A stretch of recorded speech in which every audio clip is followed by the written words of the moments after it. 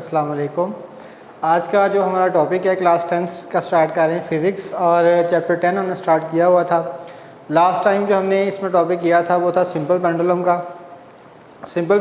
उससे पहले maths attach to spring, इसकी 3 एप्लीकेशंस थी। दोबारा आपको रिवाइज़ करवा दूँ कि जो सिंपल हार्मोनिक मोशन है SHM, इसकी 3 एप्लीकेशंस हमने यहाँ पे स्टडी की थी। फर्स्ट एप्लीकेशन थी maths attach to a spring, mass attached to a spring। इसके बाद जो आपके पास सेकंड हमने स्टडी किया था वो था सिंपल पेंडुलम।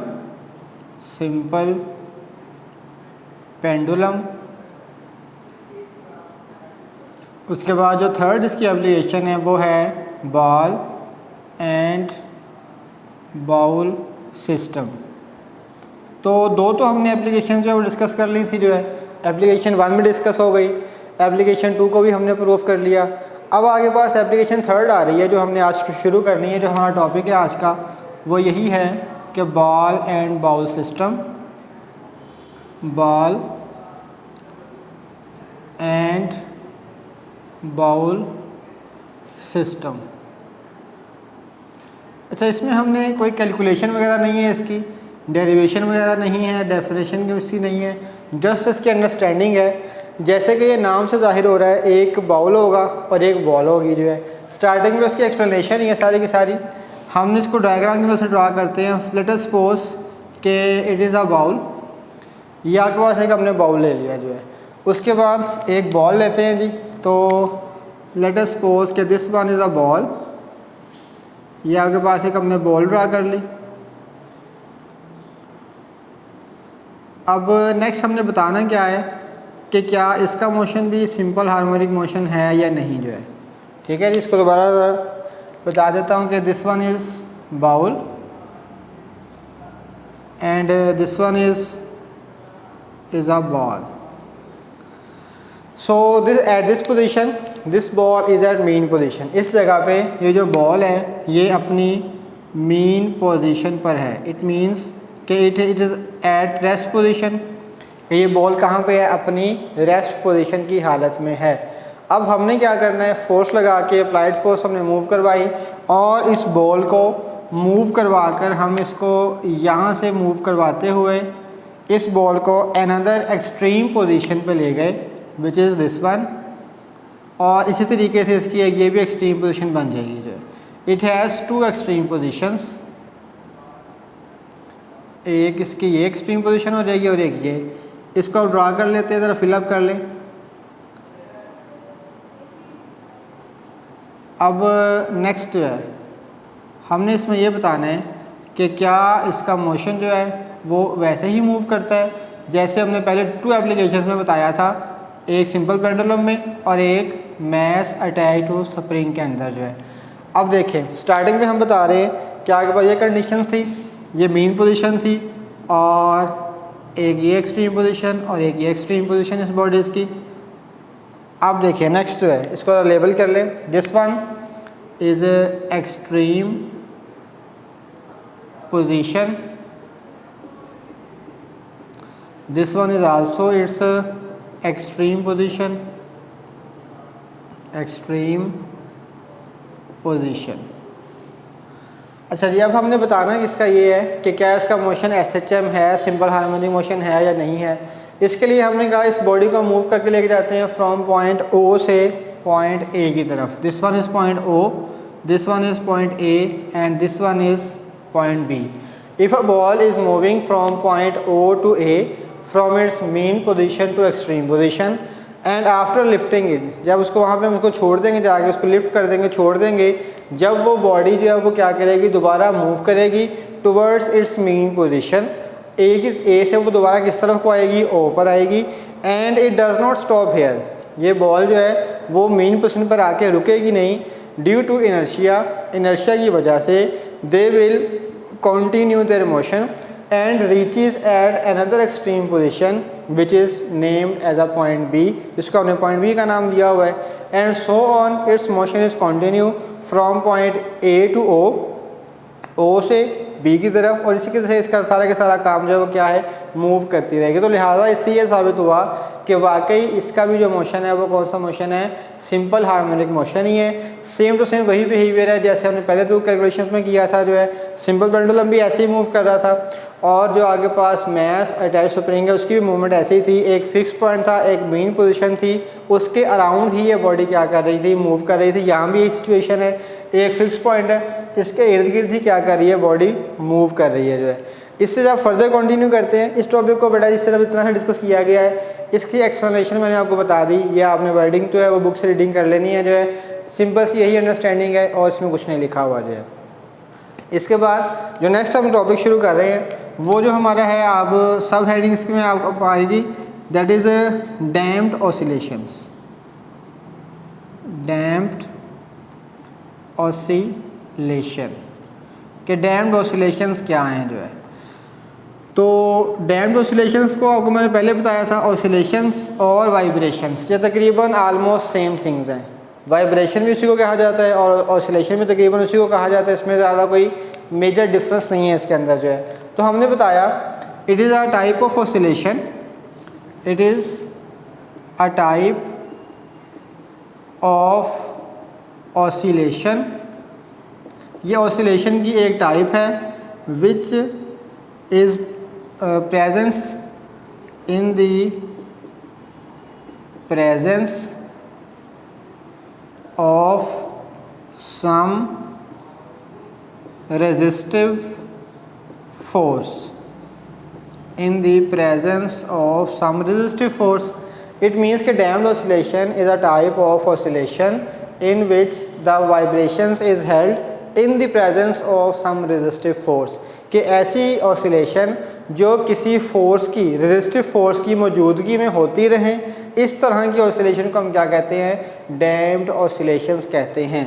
इसके एग्जांपल देखते हैं। फॉर एग्जांपल इसमें अगर हम इसकी एग्जांपल देखें तो एग्जांपल में आप इसमें सिंपल सी जो बुक पे लिखी हुई है उससे आप अंडरस्टैंडिंग कर सकते हैं। That will be shock absorber, shock absorber, ठीक है जी। This one is called the application और एग्जांपल ऑफ डैम्प्ड ऑसिलेशन। इसमें उसने हमें बताना क्या है, बताया कि उसने ये बताया कि जब डैम्प्ड ऑसिलेशन है वो किस तरीके से वर्क करती है। पहली चीज़, ये शॉक एब्जॉर्बर कहाँ पे यूज़ किया जाता है, इसको आम तौर पे यूटिलाइज़ किया जाता है इन व्हीकल्स। मुख्तलिफ़ किस्म की जो गाड़ियाँ हैं उसमें शॉक एब्जॉर्बर लगाए जाते हैं। जैसे कि फॉर एग्जांपल कॉमन एग्जांपल लेते हैं, बाइक के अंदर होता है जी। अब बाइक पे इसका क्या काम है, बाइक में इसने इस तरीके से मूव करना है, जब हम किसी बम्प से मूव करते हैं, किसी जंप से मूव करते हैं, तो वो मूवमेंट जब हम करते हैं तो पूरी की पूरी बॉडी क्या करती है, वाइब्रेट करती है। शॉक एब्जॉर्बर का काम क्या वहाँ पे होता है, इसने ऑसिलेशन को, जो आगे पास बॉडी वाइब्रेट कर रही है, ऑसिलेट कर रही है, उस ऑसिलेशन को कम करना, उसको बिल्कुल डीमोडलाइज कर देना, कम कर देना उसको जो है। इसलिए इसको हम क्या करते हैं, यूज़ करते हैं। बहुत और भी बहुत सारी इसके एग्जांपल्स हैं जहाँ पे इसको यूज़ किया जाता है, लेकिन ये जनरल एग्जांपल है जो बुक में लिखी हुई है कि शॉक एब्जॉर्बर से व्हीकल्स के जो जंप्स हैं उनको हम डिक्रीज़ कर सकते हैं, कम कर सकते हैं। That is called application of damped oscillation और सिंपल सी ऑसिलेशन जो है, जो उसको पढ़ के हमने शॉक एब्जॉर्बर को डिज़ाइन किया जो है। और ये आगे पास कार्स वगैरह में भी यूज़ किया जाता है। डिफरेंट व्हीकल्स हैं, जितनी भी आगे पास व्हीकल्स हैं एक्सेप्ट साइकिल वगैरह, जो उसको इसमें यूटिलाइज़ किया जाता है जो है। अब इसका ग्राफ जो है, अक्सर ग्राफ आता होता है इसका ड्रा करने के लिए जो है, उसका ग्राफ देख लेते हैं कि what is the graph of damped oscillation. Graph इसका ड्रा करते हैं। अब देखें ज़रा, अगर हम ग्राफ ड्रा करें, this one is Y axis और this one is X axis. This one is point O, Y axis and X axis.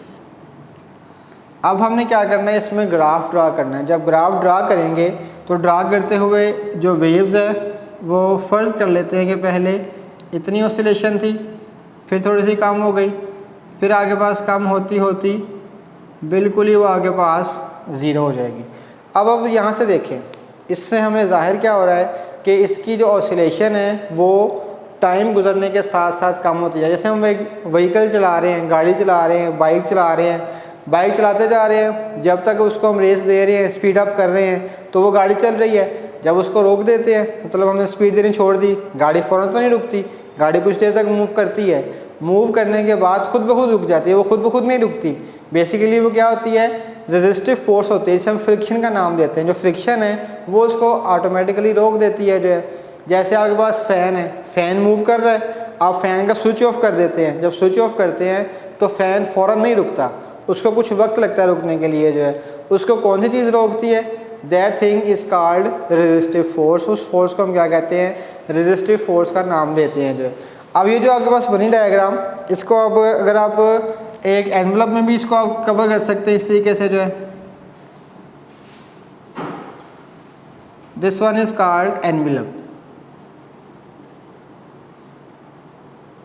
ठीक है, जिसको हमने एनवलप में क्या कर दिया, जो है वो कैचअप कर लिया कि क्या वाकई आपके पास डैम्ड ऑसिलेशन की डिक्रीजिंग और इंक्रीजिंग हो रही है। पहले इसका एम्पलीट्यूड इतना था, फिर कम हो गया, फिर कम हो गया, फिर कम होता होता आपके पास बिल्कुल ये डीमोनलाइज होता होता बिल्कुल कम हो जाएगा। और इसी तरीके से आपके पास इसकी जो है वो डायग्राम साथ में ड्रा कर देनी है। जो है इसके बाद नेक्स्ट हम चल रहे हैं टॉपिक पे। वो जो हमारा टॉपिक आ रहा है, ये सब बेटा जी आपके पास शॉर्ट क्वेश्चन के लिए टॉपिक था ये वाले। डैम्ड ऑसिलेशन जस्ट डेफिनेशन आएगी इसकी कि what is the definition of shock absorber. Shock absorber क्या होता है, किस तरीके से ये वर्क करेगा, क्या क्या इसके फंक्शंस हैं सारे के सारे, और इसकी डायग्राम जो ग्राफ इसे भी आपने साथ में यहाँ पे ड्रा कर देना है। इसके बाद नेक्स्ट हम चल रहे हैं, दैट इज़ वेव्स। कि व्हाट आर वेव्स, वेव्स किसे कहा जाता है और इसकी टाइप्स कौन कौन सी हैं। ये भी आपके पास शॉर्ट क्वेश्चन के तौर पे क्वेश्चन पूछा जाता है। डिफाइन वेव्स, वेव को डिफाइन करो, या what is meant by wave, wave का मीनिंग क्या है। जो है तो सिंपल सी बात है, वेव्स जो है पहली बात कि it is any disturbance, any disturbance in a medium, in a medium.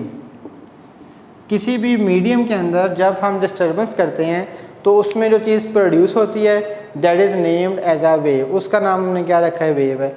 अब जो मीडियम है वो आगे पास मैंने पहले भी बताया हुआ है कि there are 3 different types of mediums which are named as a solids, liquids and gases. It means कि वी हैव 3 डिफरेंट मीडियम्स। इन तीनों मीडियम में से किसी के अंदर भी जब हम कोई डिस्टर्बेंस क्रिएट करते हैं इट विल प्रोड्यूस वेव्स, तो वो वेव्स को प्रोड्यूस करवाती है। लेकिन इसके बाद इसमें एक और कंडीशन है। एक तो कंडीशन आपके पास ये हो गई कि इसमें डिस्टर्बेंस होगी और इन अ मीडियम होगी। इसके बाद सेकंड कंडीशन इसमें क्या आ रही है, वो ये होगी कि बॉडी एग्जीक्यूटिंग वाइब्रेटरी और ऑसिलेटरी मोशन।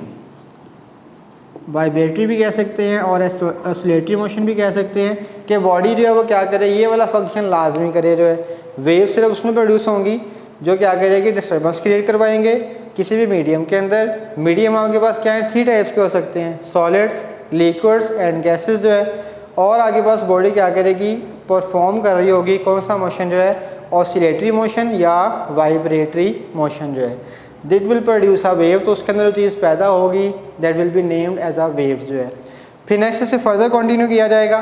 तो फर्दर नेक्स्ट तो आपके पास हेडिंग्स आ रही हैं। इसमें एक्सरसाइज में रिव्यू क्वेश्चन भी दिया हुआ है। क्वेश्चन भी आपको बता देता हूँ कि क्वेश्चन उसमें क्या लिखा होगा कि elaborate the difference between mechanical and electromagnetic waves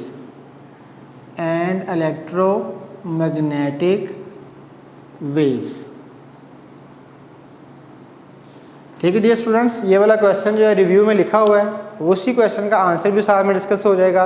question का तरीकाकार मैंने आपको बता दिया कि ये क्वेश्चन किस तरीके से आपसे पूछा जा सकता है। सिंपल से ऐसे भी आ सकता है, ऐसे भी आ सकता है question, define waves and discuss its types, कि वेव को डिफाइन करो और इसकी टाइप को डिस्कस करो। इट मीन्स अब हमें क्वेश्चन से आइडिया हो गया कि वेव्स की दो टाइप्स है। One is called mechanical wave, mechanical waves, and second one is named as a electromagnetic waves.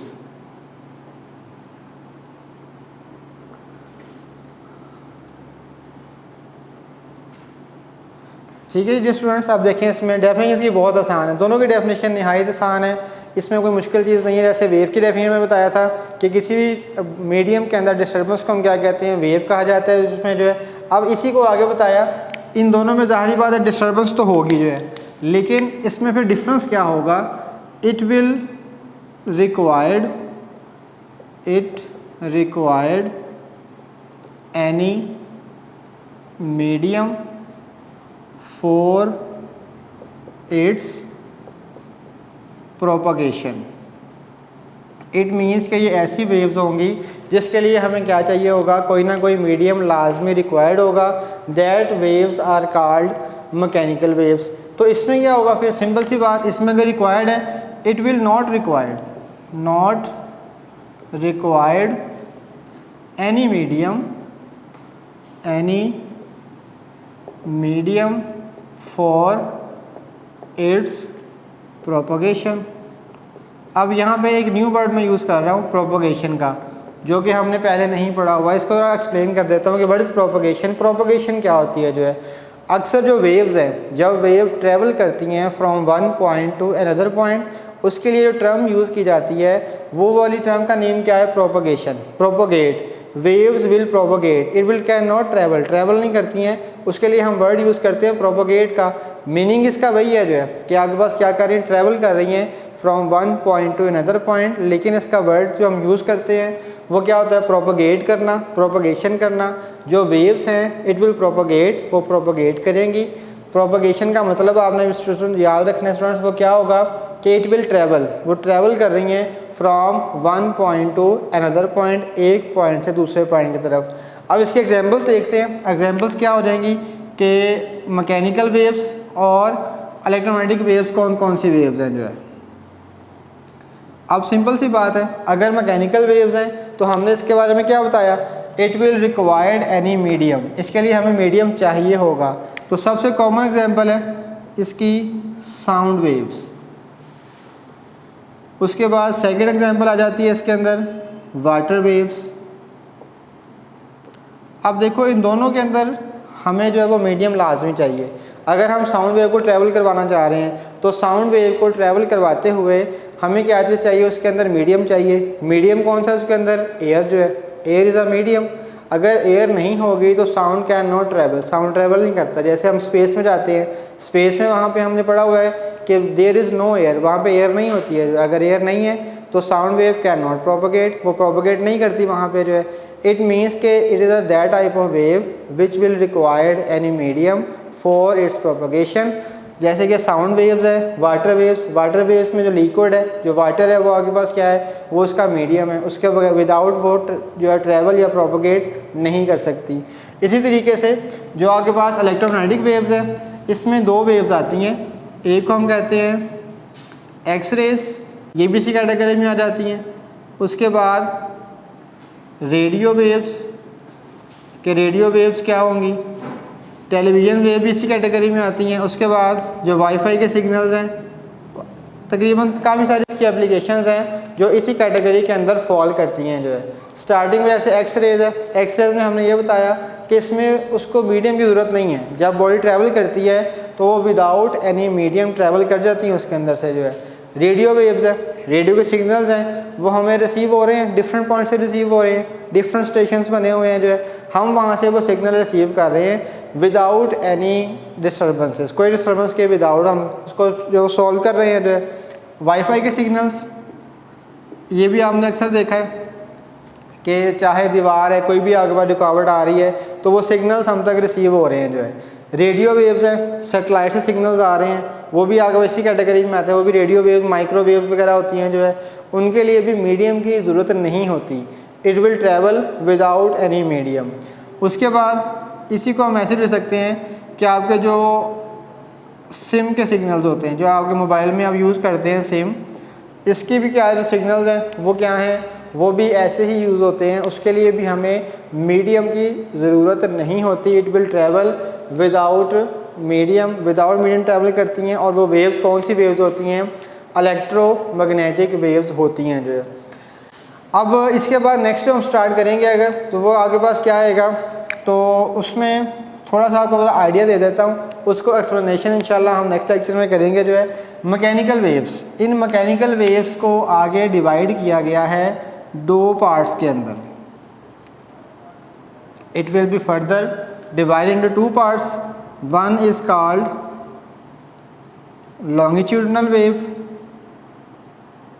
longitudinal waves and the second one is called transverse waves। कि ट्रांसवर्स वेव्स क्या होती हैं और लॉन्गिट्यूडनल वेव्स क्या होती हैं। पहली बात ये याद रखनी है, both are the types of mechanical waves. ये दोनों की दोनों किसकी टाइप्स हैं, मैकेनिकल वेव की ही टाइप्स है। इसको हम फर्दर नेक्स्ट लेक्चर में डिस्कस करेंगे, लेकिन आज के लिए हमारा टॉपिक सिर्फ यहाँ तक ही होगा। जो है दोबारा आपको ज़रा रिवाइज़ करवा दूँ। स्टार्टिंग में देखिए स्टूडेंट्स, हमने क्या बताया था कि बॉल एंड बॉल सिस्टम क्या होगा। बॉल एंड बॉल सिस्टम में हमने ये बताना था कि क्या इसका मोशन वाकई ही सिंपल हार्मोनिक मोशन है या नहीं है। उसके लिए हमने एक बॉल लिया और एक बॉल ले ली। बॉल को हमने मूव करवाया और हमने उसकी मूवमेंट को ऑब्ज़र्व किया। ऑब्ज़र्व करने के बाद हमने बताया कि ये वाकई एक्सट्रीम से मीन से फिर एक्सट्रीम से फिर मीन, इसी तरीके से क्या करती है, ये मूव करती जा रही हैं। अगर ये मूव कर रही हैं, इट मीन्स कि इसका मोशन कौन सा मोशन होगा, सिंपल हार्मोनिक मोशन ही होगा जो है। उसके बाद नेक्स्ट टॉपिक आया था damped oscillation. It is a type of oscillation body performing oscillatory motion.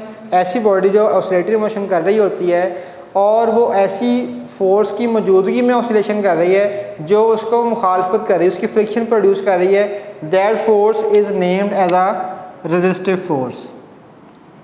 यानी कि किसी भी रेजिस्टिव फोर्स की मौजूदगी में रहते हुए ऑसिलेशन करना इज़ कॉल्ड डैम्प्ड ऑसिलेशन जो है।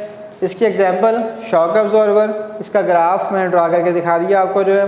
उसके बाद मैंने बताया आपको कि व्हाट इज़ वेव। वेव किसे हम कहेंगे, any disturbance in a medium, किसी भी मीडियम में जो डिस्टर्बेंस क्रिएट होती है किसकी वजह से जो है, या तो वो आगे पास कोई बॉडी डिफरेंट हो सकती हैं जो है, साउंड है उसमें आगे पास एयर में डिस्टर्बेंस क्रिएट करवाते हैं, वाटर्स में भी हम करवाते हैं, सॉलिड में भी इस तरीके से हम, यानी कि तीन मीडियम हमने डिस्कस किया है यहाँ पे, सॉलिड, लिक्विड और gas.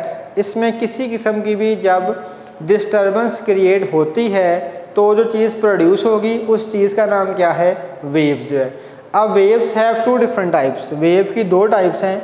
One is called mechanical waves and the second one is called electromagnetic waves. Mechanical wave में हमने क्या बताया, mechanical waves are those waves which required any medium for their propagation, कि ये ऐसी वेव्स हैं जिनको मीडियम की ज़रूरत होती है प्रोपगेट करने के लिए जो है, ट्रैवल करने के लिए जो है। इसकी एग्जांपल्स क्या क्या हो जाएंगी, साउंड वेव्स और वाटर वेव्स। इसके अलावा भी एग्जांपल्स हैं, लेकिन 2 examples is enough for short question जो है। और इलेक्ट्रोमैग्नेटिक वेव कौन सी वेव्स हैं, which will not required any medium for their propagation, कि ऐसी वेव्स जिनको मीडियम की ज़रूरत नहीं होती प्रोपगेशन के लिए, it is called electromagnetic waves. For example x rays, radio waves, microwaves, wifi signals, SIM के सिग्नल्स मोबाइल पे जो आ रहे हैं, all are electromagnetic waves. Next, mechanical wave is further divided into 2 parts.